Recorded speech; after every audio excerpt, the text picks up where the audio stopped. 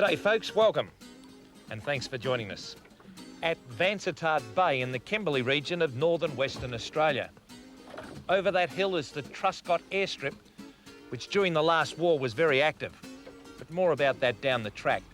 Behind me is our home for the next 6 days, the charter boat vessel Backlash out of Broome. And Kevin Blatchford's the owner, and he's going to introduce us to the crew.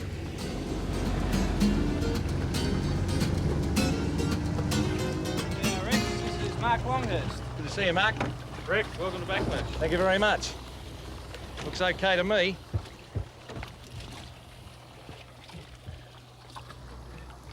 Yeah, thank you very much. See, it's been a while since I've done that. I tell you what, folks, this is absolutely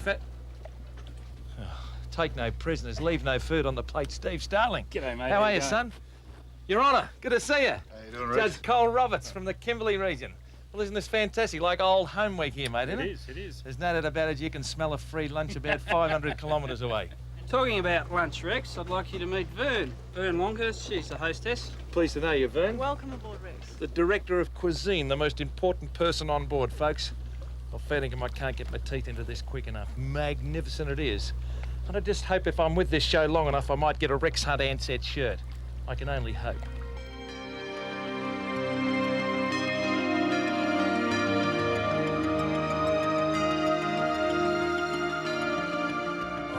The Kimberley is the northernmost region of Western Australia. The region has an area of 421,451 square kilometres and is surrounded by the Timor Sea to the north and the Indian Ocean to the west. But it only has a population of 26,000 people.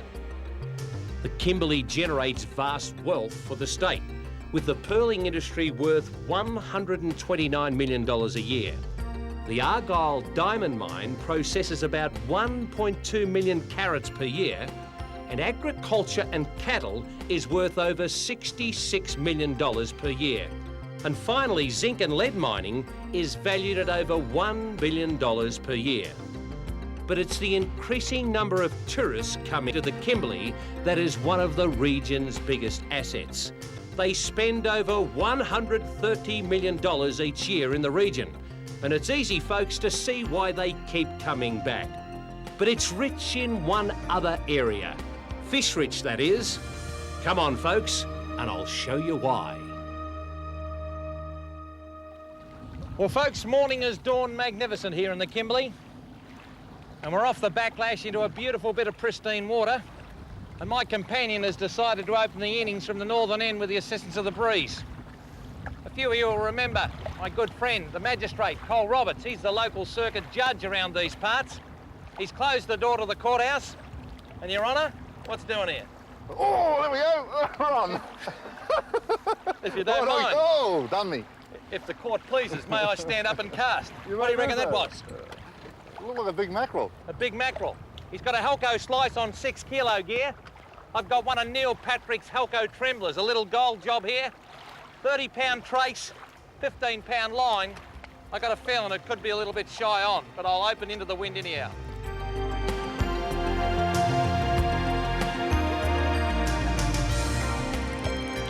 Oh, he's a bit bigger. Oh, look at the Trevally. Oh, Rex. Whiz. I'll tell you what, get a lure into that. You think I should get a lure into Oh, it? I think so, Rex. Where's I'll it? keep the school with you. There's a shark here and he's coming in for the kill on this Barracuda. You got a Barracuda. I got a Barracuda. Oh, and the shark is... Talk about the Temple of Doom. Rexy boy, where is that Noah? How you going, Your Honour? Oh, we're getting there. Good man. Oh, gee whiz. Oh. Oh. Oh, no. This is all happening here, folks.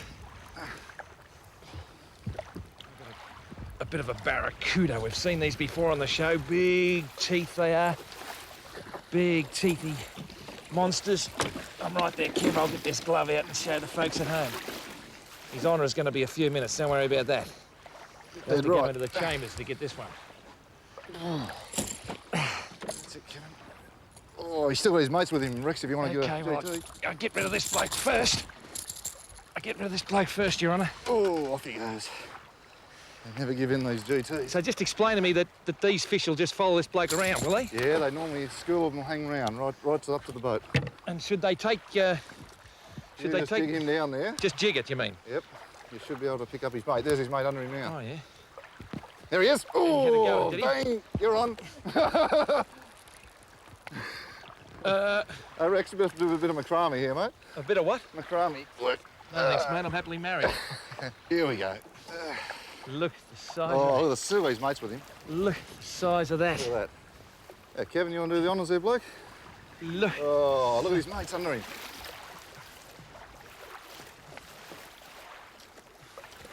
Oh, look at his mate. You could almost grab his mate. Beautiful. Yeah, you're right. I'll give you that one for life, Your Honour. That's not bad, folks, eh? Mine's just past Catherine. Oh, Kevin, a bit of the honours. Ooh. Tell you what, he's 25 pound or so. Oh, he's got a bit of grunt here, Your Honour. How you going there? Oh, I think I'll release this one, Rex. Not the best of eating, but great fighters. Just send him back to Mama. Oh. Beautiful. These are big thumpers, folks. These are big, big, big fish. Giant Trevally. I've got one of Neil Patrick's little Helco tremblers just underneath his gob there. I tell you what, he's only about 4 kilo, that fish. There are things to watch for. Razor sharp edge along the tail. And be just aware of the flaying lure every time the fish gives a kick. Now, I tell you what, it's hard on men, it's hard on gear, and it's hard on fish. I'm sorry, mate, but I've got to get it out of you. I can tell you now, this is one of the magic areas that I've ever been to. And after the break, I want you to just sit back and relax as Rex Hunt Fishing Adventures visits one of the last frontiers.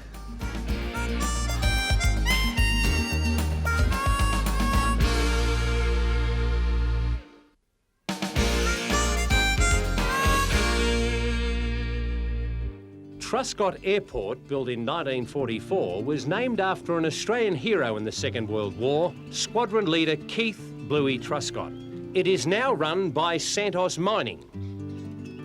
On the 20th of May 1945, a number 24 Squadron Liberator suffered an engine failure on takeoff and crashed into the scrub, killing all 11 crew members on board. The remains are still littered here as a reminder of the cost of the freedom we all enjoy today.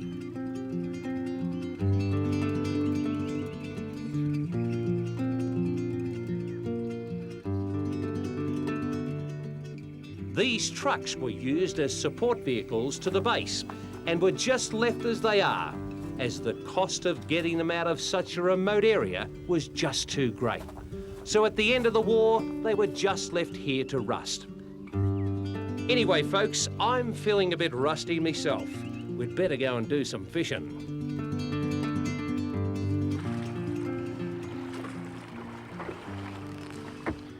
Well, the most important thing to do, folks, when you go bait fishing is catch the bait. We've got our trusty bag of Western Australian pilchards. But there's nothing like a bit of local fodder to set up a lovely bait fishing segment. The judge has been good enough to do the honours. Late afternoon, change of tide, everything's looking pretty good.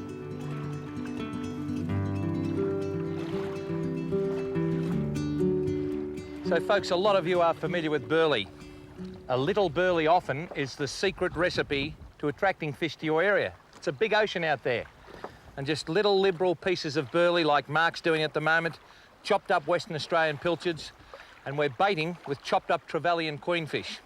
Now, as in the yellowfin tuna stories we've done on the south coast of New South Wales, we can introduce an unweighted bait on an 8/0 hook, and the gear we're using today is classified, say, 6 through to 10 kilo. It really doesn't matter. Say 12 to 20 pound in the old scale and you're pretty well in the ball game.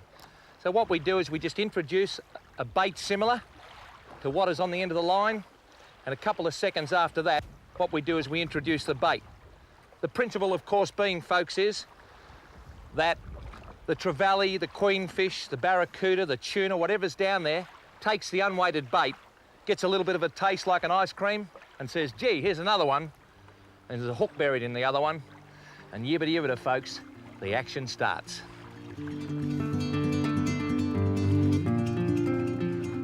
Sounds like a big GT, Rex.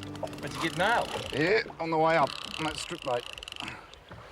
There's a few sharks around here too, so I better get him in pretty quick if I can. Oh, big fish. Oh, off he goes. Oh. Big fish, Your Honour. I spend too long on him. Sharks, every chance of a shark coming in and nailing him. You've got to get, the more I let him go, the more a chance I've got of being shark-armed. Getting a shark job, as they say in the classics. Oh, look at him go.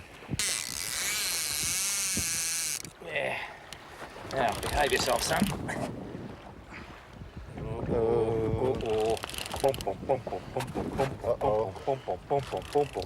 Oh, gee We're whiz. in trouble here, Rex.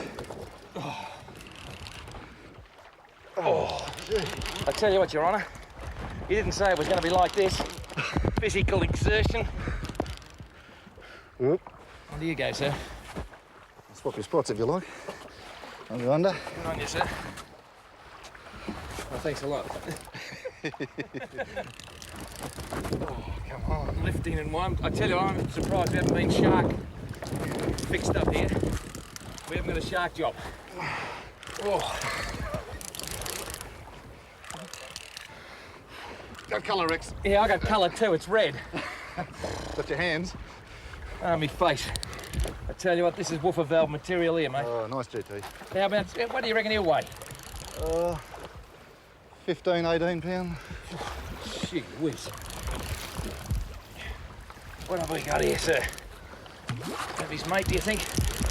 Absolutely. I tell you what, it's tough on man and tackle. Look at the sharks! Oh, no! Bad luck, old son. Now, folks, I've never caught one of these before. This is a backless, stomachless Giant Trevally, the Razor Gang. And listen, kids, don't get too upset because this is the law of the jungle, the law of the piscatorial kingdom. Eat or be eaten. And you've got to be careful up here. There's no swimming because you might end up crocodile droppings. Oh, we go, another shark. Another shark, sir? We might give him a bit of a feed. Yeah. Now, sir, where are we? Where are we? Yeah, well, we're at the where- mouth of Vansittart Bay, Yeah. near Cape Bougainville in the northern Kimberley. Pristine country. I tell you what, it's pristine, all right. I don't reckon even Captain Cook's been here, mate. Well, the amount of crocs we've seen today. That is quite incredible, isn't it? Now, that's a much smaller version, but I tell you what, that is just fantastic, folks.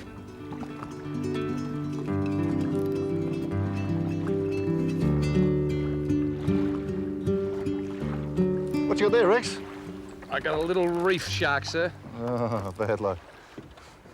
What's that? Look at that, it's a croc. My God, look at the grotesque head on it.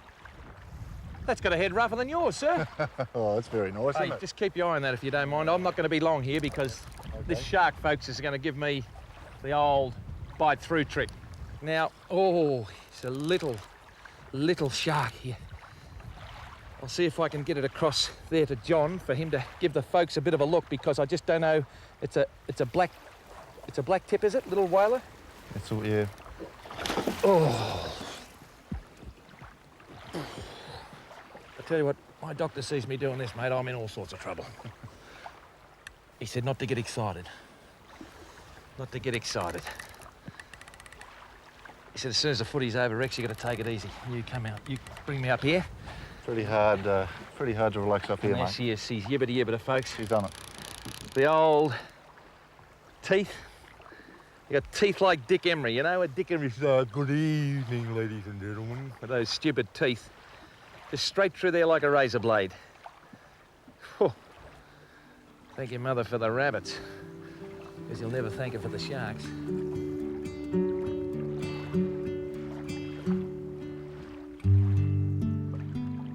Have a look at that for sunset. Another day in paradise, folks. It doesn't get any better than this. You want to put your passport in your back kick. Mangrove Jack a la Backlash is wafting in with the breeze. And there's a beautiful meal awaiting us back on this floating 5-star hotel.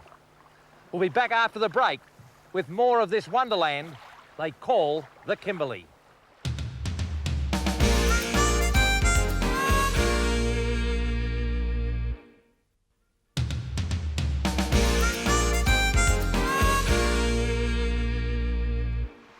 here, I think, mate. Okay, Steve.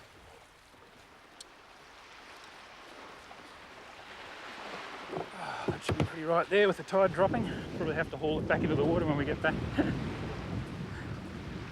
This is a secluded little beach on the shores of Vansittart Bay in the northern Kimberley region of Western Australia. Now, I'm here with Col Roberts, who most of you know as our fishing guru in the northwest. But what you might not have realised is that Col is also one of Australia's leading outdoor photographers. And today he's going to show me one of his favourite places and also show me some rock paintings that may be amongst the oldest of their kind in the world. There are some really mysterious stories attached to these paintings and I'm looking forward to seeing them. Let's get into it, mate. Okay, Steve. Aren't these rock formations fantastic up here with the big clouds behind them and everything? It's terrific.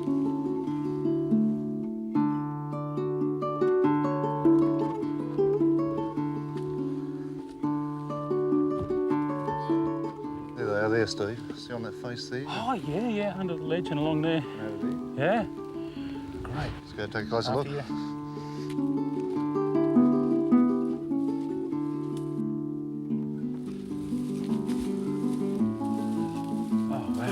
They're incredibly detailed when you get up close to them, aren't they? They sure are. Oh, the fine detail on the lines are incredible, aren't they?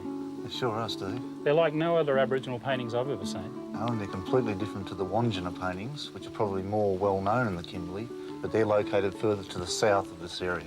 Right.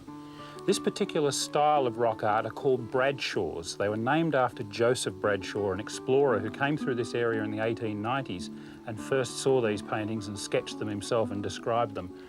They're very mysterious and there's a lot of things we don't know about them. Part of the difficulty in aging them is the fact that none of the paint or pigment actually remains on the rocks. What's happened is, through some unusual phenomena, they've actually etched themselves into the rocks, and that makes them very hard to age. But look, what we do know is that the Aboriginal people that live in this area and who know all about the Wandjina paintings further south have no idea what story these paintings tell, and they don't really know who put them there. They were here when they got here, however many years ago, 20, 30, 40,000 years. So they come from a different group of people in a different age. The Aboriginals had a lovely story that they were actually painted by birds. They believed that birds flew in here, pecked the rock face until their bills were bleeding, and then they painted these unusual figures on the rocks. Look, we'll probably never know exactly who did them, but when we do uncover a few more of the secrets of these fantastic pieces of art, we'll know a little bit more about the ancient history of this land.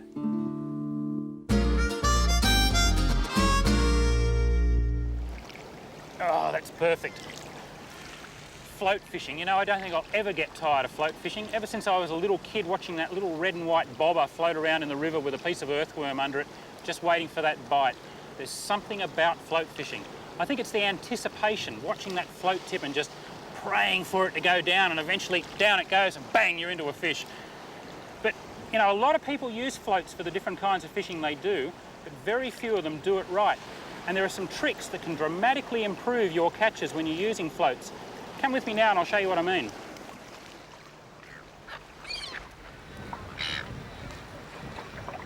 Oh, well, how about that? You don't get yellowtail too much smaller than that bloke, but he'll be a top bait for a John Dory or a tailor or a flathead.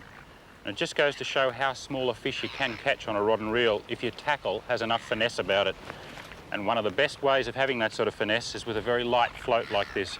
This is one of the European coarse fishing style floats, and it's weighted just correctly, and I've greased the line with Vaseline so that it floats on the surface. That's very important. And there's a number of tips like that with float fishing that can really improve your results, but it all begins with knowing what float to use. And the floats most commonly used in Australia range from these very delicate, lightweight little European style quill floats and wagglers of the kinds that you use in very calm, still water, right through to great big bobby corks like this one. And that's used to suspend a big live bait or a very large dead bait in the salt water in boisterous, rough conditions. Now in between we've got a whole range of floats. A lot of them are stem floats and quill floats like these ones. We've got a big blackfish float here that's used off the ocean rocks to catch luderick and drummer and the like. And then as conditions get calmer and calmer, we work our way down through progressively smaller and lighter floats until we might end up with something like this off the ocean rocks on a calm day. Then when we move into the estuaries, we're back into these light quill floats, wagglers and stem floats that I talked about before. So as you can see, it's not just a matter of owning one big float or one small float. you really need to own a range of different size and buoyancies of floats to suit different environments and different conditions. And you have to match the float to the prevailing conditions. That's very important. But just picking the right float to use on the day isn't enough in itself. There are also some tips when it comes to rigging that float that will optimise our catch rate. Now, before you even start fishing with a float, you have to test it in the water to make sure that it's rigged and ballasted correctly. Now, obviously, looking at this one in the water, there's not enough weight under the float. There's too much stem and too much float body protruding out of the water. So any fish biting at that float is going to feel a lot of resistance and he's going to spit the bait out.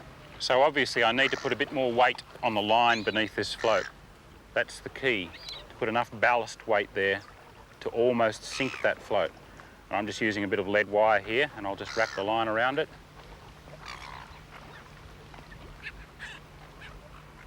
And we'll see how that goes. Tighten it up. Well, that's absolutely perfect. It's weighted now so that just the very top of the stem is protruding from the water. Even the most timidly biting fish is not going to feel any resistance. He's going to be able to pull that float under and I'll be able to hook him. And that's what it's all about. And if you apply these simple basic rules that I've shown you, match the float to the conditions, use a little bit of finesse, grease the line if necessary to stop it from sinking and forming a belly, and most important of all, ballast that float, put enough weight on it so that it's almost completely submerged and the softest bite will pull it under. You do all those things, you're going to catch a lot more fish when you're float fishing, and you're going to have a lot of fun doing it. Well, that's it for this week, folks. And as the sun goes down over the Kimberley in northwestern Australia, just let me remind you that we've got the best country in the world. We'll see you next week. I'm Rex Hunt, and good fishing to you all.